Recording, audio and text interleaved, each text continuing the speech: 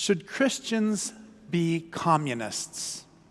That is, do the New Testament authors expect followers of Jesus to live in communities in which most property is shared? Not to spoil the surprise, but I do think the answer to this question is yes. My sermon today comes in 3 parts. The first is on poverty in America. The second is on the way of Jesus concerning wealth. And the third section is what we might practically do ourselves. Harry Edwards was the professor of the first class I attended in college. A famous sociologist who specializes in sports, he had been the architect for the Olympic Project for Human Rights. This led to the Black Power salute protest by Tommy Smith and John Carlos at the 1968 Summer Olympics in Mexico City. He knew personally almost all of the famous black activists that you would read about in the newspapers, and he taught about them with wisdom and with passion. Professor Edwards was probably the best-looking professor I had ever had. He dressed stylishly. He was 6 foot 8 inches tall, weighed 240 pounds, and there wasn't an ounce of fat on his frame. They say that education is wasted on the youth. And I had no idea at that time how fortunate I was to study with him. And I'm embarrassed that I didn't think about where it was that he came from. This fall, I found out. I read his autobiography, The Struggle That Must Be. In it, he describes a night in December of 1953 to give the readers an impression of what it was like for people who were growing up in poverty in East St. Louis. In those days, 8 children lived in his household.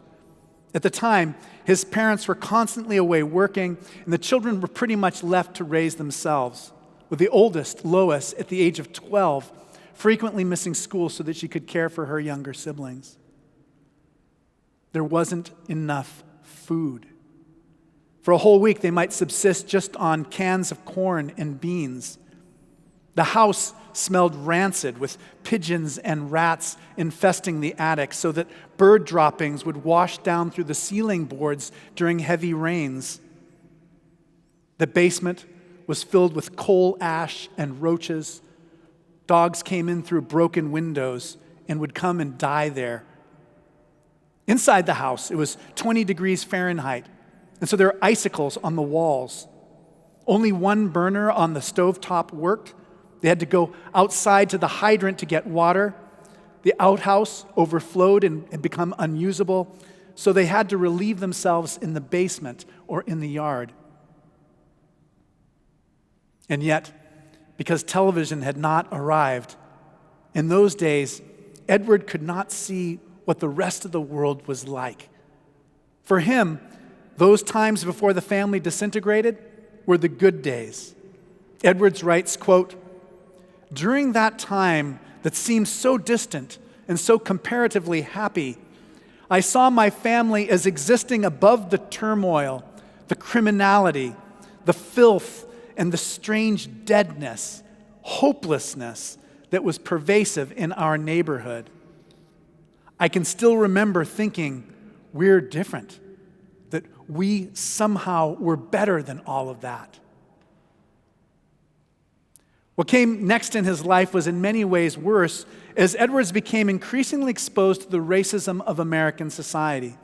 After attending segregated elementary school, a segregated middle school, he went into an integrated high school, and after 4 brief incidents in his first semester there, he came to the conclusion that white people had engineered and were maintaining a system that constantly humiliated and demeaned black people.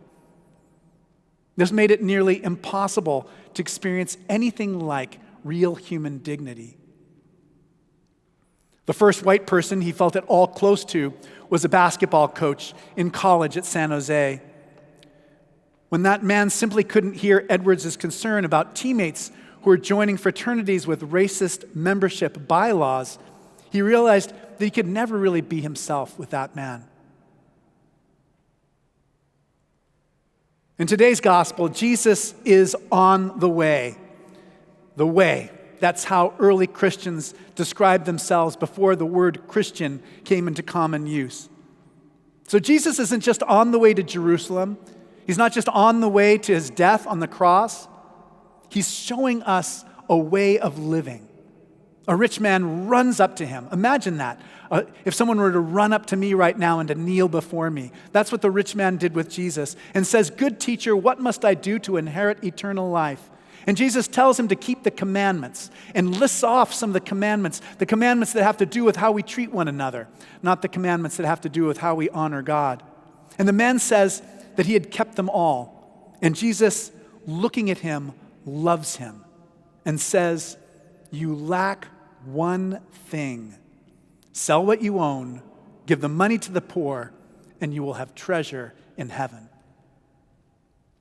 Now, in that time, and as frequently is the case in our own, wealth was regarded as a sign of God's blessing. So the people listening to this feel astonished. If someone is blessed with wealth as this man cannot be saved, then who can be saved? And Jesus answers, "For God, all things are possible."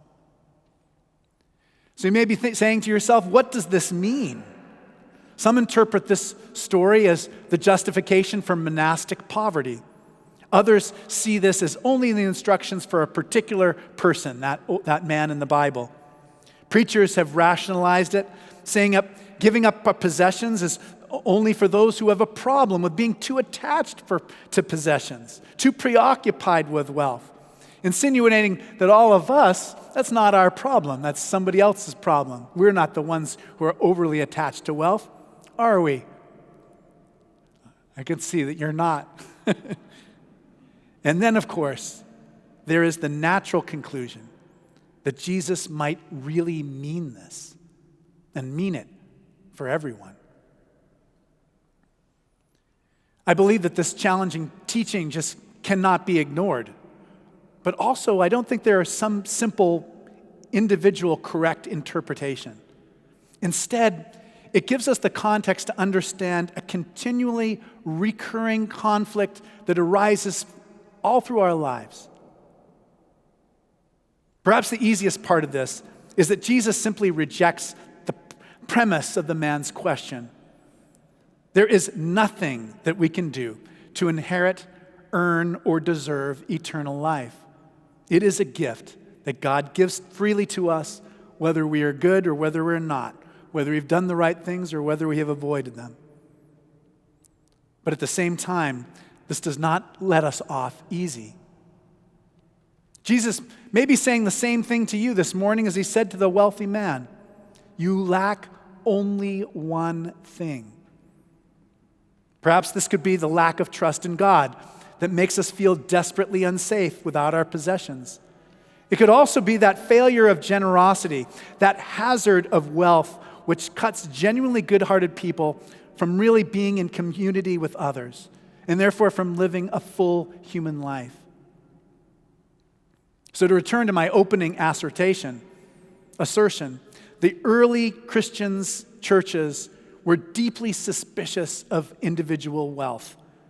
And I draw this conclusion on the basis of readings like today's and readings from the book of Acts, when, quote, no one claimed private ownership of any possessions, but everything was held in common. In the Sermon on the Mount, Matthew warns against storing up treasures on earth. Luke says, woe to you who are rich, for you have received your consolation. And by the next time you're with somebody who says that they read and interpret the Bible literally, ask them why they, in good conscience, should feel like they should own anything. I believe the early churches were more like what we today would call communes, living out a radical, different vision of caring for each other in the midst of a violent Roman world surrounding them. You can see it in second century writers like Justin Martyr and Tertullian, in the writings of Didache. These ideas were still present even in the 4th and 5th centuries. In Basil the Great, Gregory of Nyssa, Cyril of Alexandria. We have a huge stained glass window dedicated to John Chrysostom notice it on the way out. John Chrysostom was the Archbishop of the See of Constantinople. It was at the very heart of the establishment of Christianity. And yet, he too preached frequently about this. He said, there's a great human estate that belongs to all of us. That idea makes me feel so ashamed that Harry Edwards and millions of others like him grew up with so little in the midst of such a wealthy society. Now, my point is that through the centuries, this idea keeps recurring in Christian life. The idea that every person has a claim on the collective resources of all humanity. The church today just tries to support the way things are, these property arrangements that we seem to have inherited. But the New Testament is not just a history book for us. It is not just about another generation's dreams of living in a world without deprivation or want. Jesus challenges us to not simply capitulate.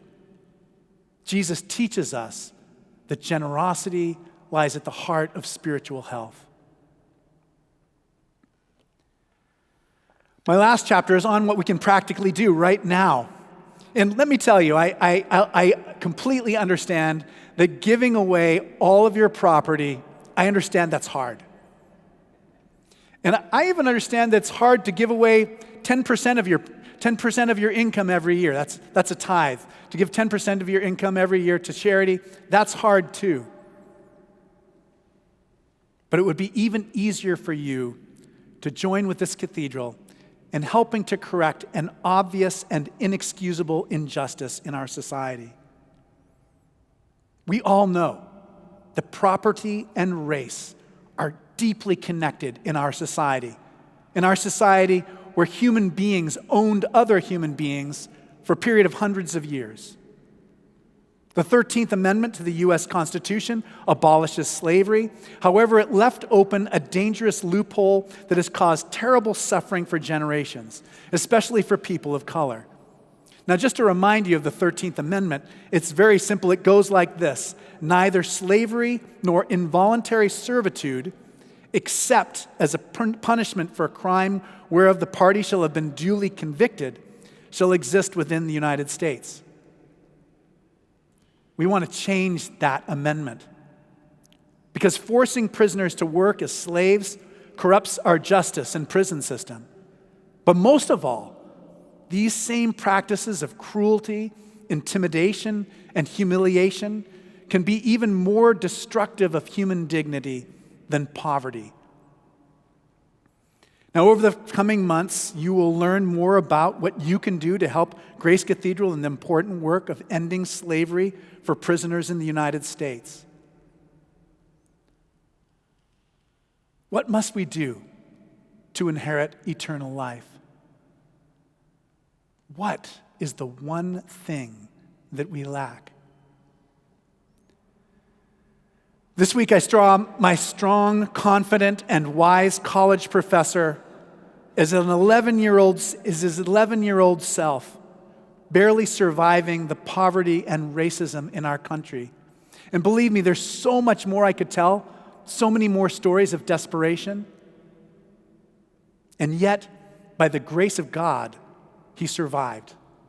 And he has helped many, many people for decades. There are no easy answers when it comes to property, and yet Jesus' teaching about generosity cannot be ignored. We've come up short, and no amount of time, no amount of moral striving will be enough. But we do know that Jesus looks at us and loves us. We take comfort that for God, all things are possible. So let's see what we can do together.